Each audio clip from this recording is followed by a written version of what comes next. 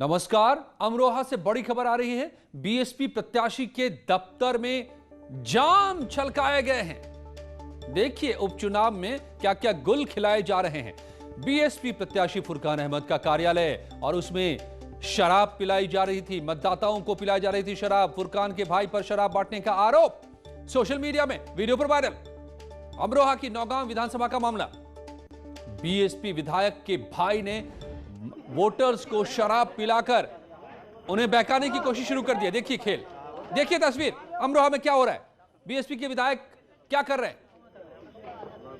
BSP प्रत्याशी फुरकान का भाई इसमें शामिल है। लोगों को सबसे बड़ा पाप लोकतंत्र का यही है, यही लोकतंत्र का सबसे बड़ा पाप है। जब आप मतदाताओं को घूस देते हैं तो पूरा सिस्टम ही करप्ट हो जाता है। उसके बाद शिवम शर्मा हमारे संवाददाता मेरे साथ जुड़ गए हैं। शिवम, ये क्या हो रहा है, क्या चल रहा है, क्या करने की कोशिश कर रहे हैं बीएसपी प्रत्याशी के भाई? अजय, मैं आपको बता दूं पूरा मामला अभी की शाम का है, जहाँ पे सोशल मीडिया पर वायरल हो रही तस्वीरें हैं। आप शर्मनाक तस्वीरें हैं जिसे आचार संहिता के खुलेआम झटिया उड़ा रहे हैं बसपा प्रत्याशी फुरकान अहमद, और ये वोटों को लुभावने का तरीका अपना रहे हैं। जिस तरीके से वोटरों को लुभाया जा रहा है, शाम डलते ही जाम छलकाए जा रहे हैं। और एक खास बात देखने की होगी, ये शिक्षा के मंदिर में भी ऐसी कार्यालय में अपना कार्यालय बनाया हुआ है, चुनाव कार्यालय। यहाँ पर चुनाव प्रचार करके यहाँ से लोग आते हैं, इनके समर्थक आते हैं, और यहाँ पर सिर्फ एक सब शराब परोसी जा रही है। न्यूज एटीन तस्वीरें दिखा रहा है दर्शकों को किस तरह से शराब प्रत्याशी अपने समर्थकों को और जो कार्यकर्ता है इन्हें कैसे शराब परोस रहे हैं। सीधा साहब है, मात्र यहाँ से कुछ दूरी पर यहाँ चौकी है, लेकिन चौकी के सवाल यहाँ से पुलिस आगे से मामले वाले का भनक तक नहीं लगी है। यहाँ तस्वीरें चैनल पर दिखाई जा रही है, लेकिन पुलिस का अमला, पुलिस का कोई कार्रवाई करने नहीं पहुंचा है।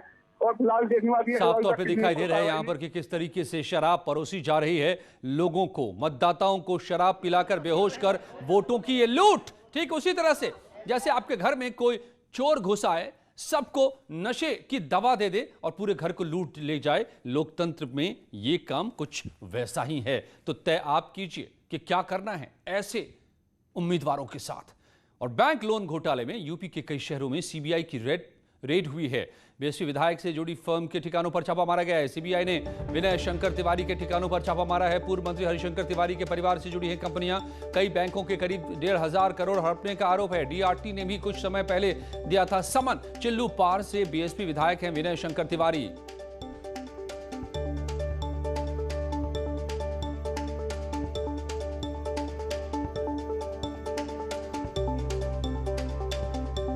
तो बैंक लोन घोटाले में यूपी के कई बड़े शहरों में सीबीआई की रेड हुई है। ऋषभ मणि हमारे संवाददाता मेरे साथ जुड़ गए हैं लखनऊ से। ऋषभ, ये क्या किस तरीके से पूरा सारा मामला आया था बीएसपी विधायकों से जुड़ी फर्म के ठिकानों पर जो ये छापेमारियां हुई हैं?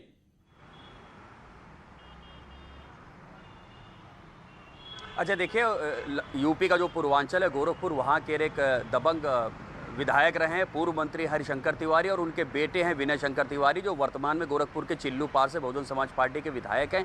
ये उनसे और उनके परिवारों से जुड़ी हुई कंपनीज़ हैं। इसमें गंगोत्री इंटरप्राइजेज है, एक कंदर्प होटल करके कंपनी है, और ऐसी कंपनीज़ हैं जो रियल इस्टेट का काम करती हैं, कंस्ट्रक्शन का काम करती हैं और होटलिंग के व्यवसाय से जुड़ी हुई हैं।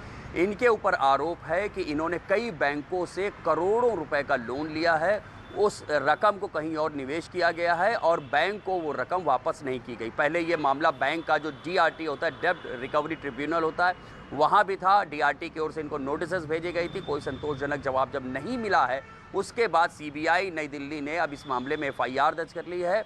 और यूपी में सेक्टर 100 है नोएडा का, और लखनऊ का महानगर है, गोरखपुर, इनके जो ठिकाने हैं, इनके दफ्तर हैं, इनके घर हैं, वहाँ पर ही छापेमारी चल रही है सीबीआई की। और तमाम महत्वपूर्ण दस्तावेज फिलहाल सीबीआई ने बरामद कर लिए हैं और अभी भी ये छापेमारी जारी है। अजय, गोरखपुर से संवाददाता रामगोपाल भी मेरे साथ जुड़े हुए हैं। रामगोपाल, तो ये किस तरीके से सारा चलता रहा था, कैसे कैसे इन्होंने बैंक के पैसे उड़ाए और क्यों नहीं वापस किए, क्या बता रहे हैं विधायक महोदय? ये तो विधायक है, माननीय है बीएसपी के।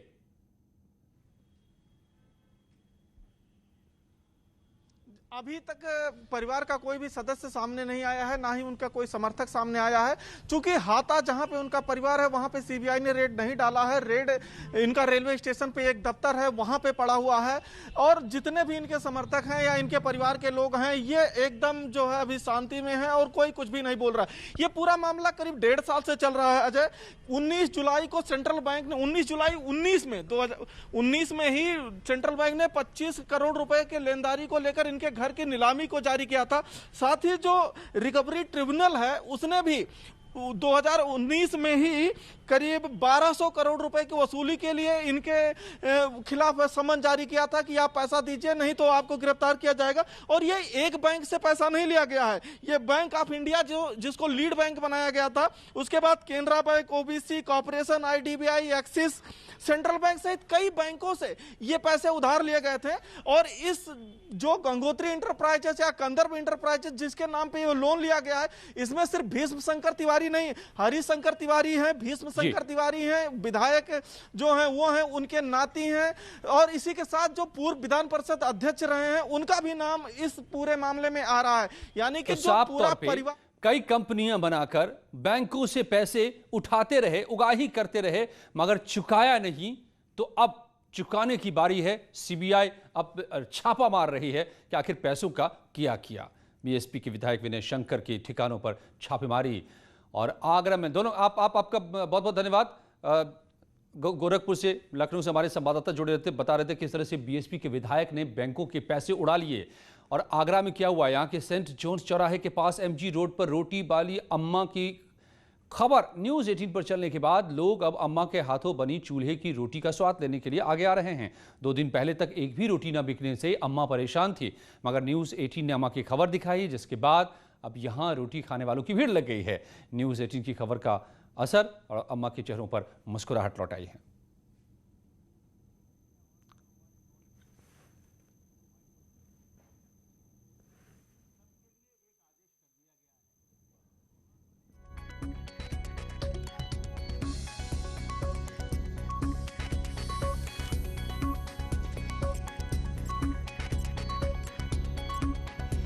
हाँ, पहले से आज तो बढ़ गए हैं कुछ। अच्छा, कितना आज कितनी बिक्री हो गई? हाँ, हुई है गई हुई 300-400 400 की बिक्री हो गई 2 घंटे में। और पहले क्या स्थिति थी? पहले वो पराठे ना खा गए जब हुआ ही नहीं, वैसे ना होती। अच्छा, पहले क्या स्थिति 2-3 दिन पहले? हाँ, पहले 2-3 दिन पहले तो सब्जी फेंक गई के दिन तो इतना पड़ रहा था। हाँ, फेंकना पड़ा बेटा के दिन सब्जी फेंक गई, दुकानदारी नहीं गई। 80 साल की है अम्मा, आगरा के सेंट जॉन्स चौराहे पर चूल्हे की रोटियां बेचती है। हैरान परेशान अम्मा के लिए नई सुबह उम्मीदों वाली रही। सुबह के 2 घंटे में ही अम्मा के 400 रुपए की बिक्री हो गई, जो कि ठप पड़ी थी बिक्री काफी दिनों से। आगरा वालों ने जब अम्मा की सुध ली तो उनके होठों पर मुस्कान आ गई। हमारी संवाददाता रचना उपाध्याय मेरे साथ जुड़ गई हैं आगरा से। रचना, क्या वजह है कि इस उम्र में, बड़ी अच्छी बात है कि अब तक अम्मा यहाँ चूल्हे पर रोटियां सेकती हैं और लोगों को चूल्हे की रोटी खिलाती हैं।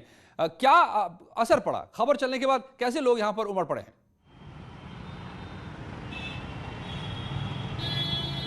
बिल्कुल अजय, जिस तरीके से न्यूज़ 18 उत्तर प्रदेश पर अम्मा की खबर दिखाई गई, उसके बाद अम्मा के जो आंसू थे वो अब हंसी में बदल चुके हैं। और आप खुद भी देख सकते हैं कि अम्मा इस वक्त भी रोटियां बना रही हैं, क्योंकि अम्मा का ढाबा 24 घंटे यहाँ पर चलता है।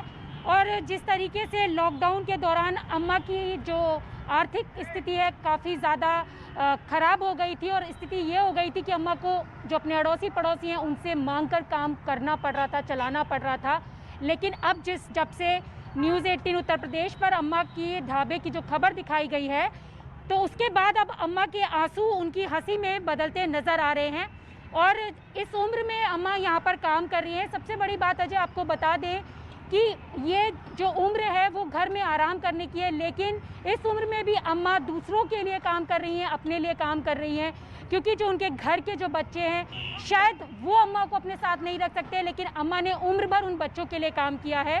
और अब अम्मा अपने पराठों से और भी बच्चों के जो पेट है वो भर रही है। अम्मा ये बताइए कि अभी कैसी हो रही है बिक्री? अब तो सही हो रही है बेटा, हाथ तो खो हुई है बेटा मेरी। आप लोगों ने सबने खाया है, आए हो ने। हाँ, पराठे बने आज। पराठे बन रहे हैं? हाँ। उससे पहले 2 दिन पहले कैसा था हाल? हाँ, 2 दिन पहले बहुत खराब हाल हो, सब्जी फेंके जाती बेटा। हाँ, दाल सब्जी सब फेंके जाती है। तो आप लोग मदद के लिए आ रहे हैं? आ रहे हैं बेटे, आ रहे हैं, मदद के लिए आ रहे हैं। खानों खा के जा रहे हैं, मदद तो कर रहे हैं मेरी। और जन भैया ने बहुत मदद करी है मेरी, जो बेटे का है जी। हाँ, इन्हें मदद खूब करी है मेरी। तो अम्मा कह रही हैं कि मदद मिल रही है, और जिस तरीके से सब्जियां भी फेंकने की नौबत आ रही थी, लेकिन अब वो नौबत अब ख़त्म हो गई है और धीरे धीरे लोग बढ़ने लगे हैं। देख भी सकते हैं कि यहाँ पर छोटे छोटे बच्चे भी हैं, वो भी यहाँ पर खाना खाते नज़र आ रहे हैं। क्योंकि अम्मा का ये कहना है कि जिस तरीके से वो पिछले 20 साल से अपना ढाबा यहाँ पर चला रही हैं, ये तस्वीर रचना बड़ी सुंदर सी तस्वीर है। एक तरफ बूढ़ी दादी अम्मा रोटी पराठे सेक रही हैं और सामने 2 बच्चे खा रहे हैं जो दरअसल उनके ग्राहक हैं इस दुकान के। पूछिए उन बच्चों से जरा सा, कैसा स्वाद है उनको? क्या यहाँ दादी के पराठे उनको बड़े अच्छे लगते हैं क्या? बिल्कुल बिल्कुल अजय, एक तरफ जो बूढ़ी दादी हैं पराठे सेक रही हैं, दूसरी तरफ जो नन्हे मुन्ने बच्चे हैं वो दादी के हाथ के पराठे खा रहे। कैसा है पराठा? अच्छा है। और मज़ा आ रहा है खाने में? कुछ बताओ मुँह से। अच्छा आप बताओ, पराठा कैसा है? अच्छा है। दादी के हाथ का स्वाद अच्छा है? अच्छा है। रोज खाते हो यहाँ पे? रोज। और कब से आ रहे हो आप लोग यहाँ पे? कहाँ रहते हो? वहाँ पे रहते, वहाँ पे 55 पे। अच्छा, तो दादी पैसे लेती है? कभी कभी लेती, कभी कभी नहीं लेती है? नहीं लेती है, रोज लेती है। तो रोज तुम लोग पराठा खाने आती हो? हाँ। तो दादी के हाथ का स्वाद ऐसा है कि बच्चे रोज यहाँ पर पराठा खाने आते हैं। बच्चों का कहना है कि दादी पैसे जरूर लेती है, लेकिन उनके जैसे हाथ का स्वाद कहीं और नहीं मिल सकता। अजय, रचना एक बार दादी से ये भी तो समझिए। ये देखिए, बड़ी सुंदर अपने आप में तस्वीर है। लोग भी आ रहे हैं यहाँ पर और खाने के लिए। उनसे भी जरा पूछिए, दादी से भी पूछिए कि क्यों अभी तक वो दुकान चला रही हैं। मगर एक अभी कस्टमर आया, जरा उनसे पूछिए कि बाइक रोक कर वो दादी का पराठा खाने आए। जी, आप आए यहाँ पे पराठा खाने, कैसे पता चला? पहले से आते? नहीं, ये मेरे जिम का स्टूडेंट है, इसने आज मुझे मॉर्निंग में वीडियो दिखाई है। अच्छा। तो ये मान लीजिए दोपहर में, हर दोपहर में मैं सोता हूँ क्योंकि मैं मॉर्निंग में जल्दी उठता हूँ, कम से कम मान लीजिए 4:30 बजे, और आज मैं सोया नहीं। तो आपने दादी के पराठों की इतनी तारीफ सुनी कि आप आज खुद खाने आए हैं? देखिए, तारीफ से ज़्यादा तो मैंने ये सोचा कि अम्मा का चेहरा देख के मुझे ऐसा लगा कि मुझे जाना चाहिए। बिल्कुल, तो अम्मा का चेहरा देखकर उन्हें लगा कि मुझे जाना चाहिए, और लोग जिस तरीके से अब अम्मा के पास आ रहे हैं तो जाहिर सी बात है कि अम्मा भी इससे बेहद खुश होंगी। और अजय, आपको दिखाना चाहेंगे कि अम्मा पराठों के साथ साथ उसमें पौष्टिक चीज़ों का जो होना चाहिए, यानी कि पराठे पौष्टिक होने चाहिए, उसका भी पूरा ख्याल रखती है। और पनीर भी आप देख सकते हैं, पनीर के बेहद स्वादिष्ट पराठे अम्मा अपने हाथ से बनाती हैं। दादी के ये बनाए पराठे लोग ज़रूर खाने के लिए दूर दूर से आते हैं। थोड़ा सा मुश्किल का समय था, लेकिन वो मुश्किल का समय अब लगता है कि जिस तरीके से न्यूज़ दिखाई गई हमारे चैनल पर, उससे जल्दी ही दूर हो जाएगा। क्योंकि पिछले 2 दिन से अच्छी बिक्री हो रही है, अम्मा कह भी रही हैं, शुक्रिया भी कर रही हैं इसका। और हम अम्मा से जानना चाहेंगे कि अम्मा जो पिछले 20 साल से पराठे बनाती हैं, अम्मा ये बताओ आप कब 20 साल से? चलिए, तो अम्मा के पराठे को खाने के लिए अब लोग फिर से एक बार उमड़ रहे हैं। कोरोना काल में बहुत चीज़ें ठप पड़ गई, अम्मा की दुकान भी ठप पड़ गई थी, लेकिन अब न्यूज़ 18 पर खबर चली है तो देखा आपने कि वीडियो देख देख करके लोग आ रहे हैं अम्मा का पराठा खाने आगरा में। कुछ ही पलों में हम लौटते हैं और खबरों के साथ। Welcome back. बलिया हत्याकांड के मुख्य आरोपी धीरेन्द्र सिंह को बलिया की सीजेएम कोर्ट में पेश किया गया, जहां से उसे 14 दिन की न्यायिक हिरासत में भेज दिया गया है। पेशी से पहले जिला अस्पताल में आरोपी का मेडिकल कराया गया। कल एसटीएफ ने लखनऊ से आरोपी धीरेन्द्र को गिरफ्तार किया था। 15 अक्टूबर को रेवती थाने के दुर्जनपुर गांव में कोटे की दुकान के आवंटन को लेकर खुली बैठक हुई थी और जिसमें जयप्रकाश की हत्या हो गई थी। पुलिस ने 5 नामजद सहित 10 आरोपियों को इस मामले में गिरफ्तार किया है, लेकिन जो मुख्य आरोपी जिस पर मुख्य आरोप है धीरेन्द्र सिंह पर, वो फरार चल रहा था, मगर अब उसकी गिरफ्तारी और 14 दिन की न्यायिक हिरासत। सनसनी पैदा कर दी थी। आला अधिकारी मौजूद थे, एसडीए मौजूद थे मौके पर। यह तस्वीर देखिए, खुली पंचायत हुई थी कोठी की दुकान को लेकर के, उस पर वोटिंग होनी थी। विवाद हुआ इस बात पर कि जो वही वोट कर पाएगा जिसके पास पहचान पत्र यानी कि आईडी कोई होगी, आधार कार्ड होगा। जनाब के पास आधार कार्ड नहीं थे तो गोलियां चलाने पर उतारू हो गए निरंजन सिंह, और उसमें एक व्यक्ति की मौत हो गई। एसडीएम, सीओ, थाने की पुलिस सब पीठ दिखाकर भाग खड़े हुए और एक मर्डर हो गया।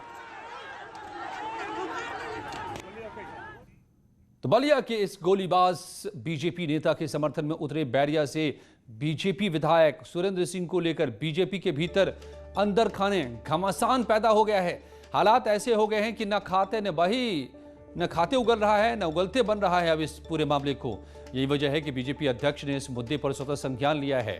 दरअसल जेपी नड्डा ने प्रदेश अध्यक्ष स्वतंत्र देव सिंह से बात की है इस मामले में और बीजेपी विधायक के बयानों को लेकर नाराजगी जाहिर की है। उन्होंने इस मामले को लेकर साफ कहा है कि सुरेंद्र सिंह को कारण बताओ नोटिस जारी किया जाए और पूछा जाए कि ऐसी कौन सी मजबूरी है जिसे लेकर वो गोलीबाज बीजेपी नेता के समर्थन में उतरकर बयानबाजी कर रहे हैं।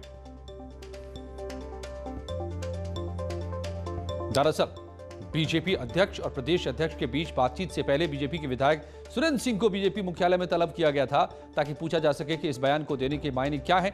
लेकिन सुरेंद्र सिंह बाहर निकले तो मीडिया के सवालों से बचते नजर आए। प्रदेश अध्यक्ष स्वतंत्र देव सिंह भी इस मुलाकात को उन्होंने सामान्य बताया। सामान्य मुलाकात ही हम प्रणाम करने गए थे और क्या। अरे सामान्य मुलाकात ही हम प्रणाम करने गए थे और क्या।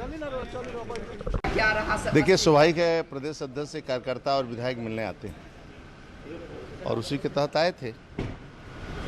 उनका विषय हम लोग सुने। देखिए क्या उनके बयानों से पार्टी की किरकिरी हुई, सरकार की किरकिरी हुई है क्या?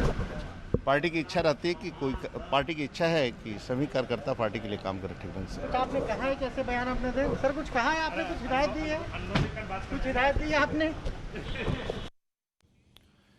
और गाजियाबाद के लोनी इलाके से बीजेपी के विधायक नंदकिशोर गुर्जर आज खुद लोनी की पूजा कॉलोनी इलाके में मीट की अवैध दुकानों को बंद कराने मौके पर पहुंच गए। मीट की अवैध दुकान संचालक को विधायक ने धमकाते हुए दुकान को बंद करवाया। विधायक नंदकिशोर गुर्जर ने मीट की दुकान चला रहे दुकानदारों को पुलिस मिलाकर उनके हवाले किया। मीट की दुकानों की सूचना पर विधायक इलाके में जाकर खुद देखिए किस तरीके से उन दुकानों को बंद कराते नजर आ रहे हैं। हिंडन एयरक्राफ्ट का एरिया है, विधायक ने बताया। इस वजह से यहां पर मीट की दुकानें खोलने की इजाजत नहीं है, मगर फिर भी गलत तरीके से लोग ये दुकानें खोलते हैं और खतरा पैदा करते हैं। तो विधायक खुद उतर गए इन दुकानों को बंद कराने। सवाल है कि अगर इन इलाकों में ये दुकानें नहीं खुलनी चाहिए, पाबंदी है, तो दुकानें खुली कैसे हैं? फिर प्रशासन क्या कर रहा है? कॉलोनी के अंदर दुकानें बंद ना कराना ये अपने आप में शर्मनाक है। इसलिए जब मैंने बात की अधिकारियों से, मैंने उससे पहले चिट्ठी भी लिखी थी लगभग 20 दिन पहले, उसके बावजूद कार्रवाई नहीं की गई। तो मैं जब जनता ने चुना हूँ और मेरी जवाबदेही जनता के प्रति है, जब लोगों की कॉल आई तो हम लोग वहाँ गए और हमने उनको बंद कराया कि भाई ये सब ठीक नहीं है, और उन लोगों को बंद करा करके वहाँ से हटाया। उन्नाव से इस वक्त की बड़ी खबर आ रही है। उन्नाव में गंगा से एक बच्चे का शव बरामद हुआ है, जबकि 2 बच्चों की तलाश जारी है। कल तीनों बच्चे घर से निकले थे मगर लौटे नहीं। गंगा के किनारे तीनों के कपड़े मिले थे। अब मौके से 2 किलोमीटर दूर एक बच्चे का शव मिला है। 2 बच्चों की अभी तलाश जारी है। तीनों बच्चे गंगा घाट कोतवाली के मोहल्ला मदनी नगर के रहने वाले हैं। 11 से 12 साल की उम्र बताई जा रही है।